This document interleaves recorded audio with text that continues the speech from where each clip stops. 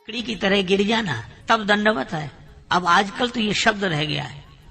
एक सज्जन कह रहे थे दंडवत महाराज, पर वो पड़े नहीं थे, खड़े थे। तो किसी ने कहा ये कैसा दंडवत? हम कहा दंडवत तो है, दंडवत हैं, पढ़े नहीं। तो ऐसा दंडवत तो दंडवत है, दंड के समान है। इसलिए भाई ये झुकना आ जाए और लकड़ी की तरह झुकना आ जाए, बिल्कुल सीधा, हमारे झुकने में भी सरलता हो, सहजता हो। पर एक अद्भुत बात है, सती जी को संशय हुआ। चलो संशय होना भी बुरा नहीं है, पर इस संशय को स्वीकार कर लेना यही सबसे बड़ी बात है। एक सज्जन बोले कि सबसे बड़ा ज्ञान क्या है? सबसे बड़ा ज्ञान क्या है? वो ऐसे ही चर्चा कर रहे थे आपस में, तो हम कहने लगे कि सबसे बड़ा ज्ञान क्या है? हमने कहा अपने अज्ञान का ज्ञान।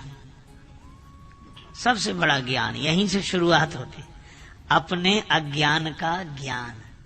और मुझे तो लगता है कि जिसे अपने में अज्ञान दिखता है, जिसे अपने में अज्ञान दिखता है, उसी को गुरुदेव में ज्ञान दिखता है, और जिन्हें गुरुदेव में ज्ञान दिखता है उन्हीं को जगत में भगवान दिखता है। अपने में अज्ञान, गुरुदेव में ज्ञान, तो जगत में भगवान। तो कहा कि अज्ञान, एक सज्जन ने और तर्क किया कि जब भीतर अज्ञान ही है तो देखेगा क्या? ज्ञान हो तब तो दिखे, अज्ञान में तो कुछ नहीं दिखता, और जो अज्ञान से भरा है वो कैसे दिखेगा?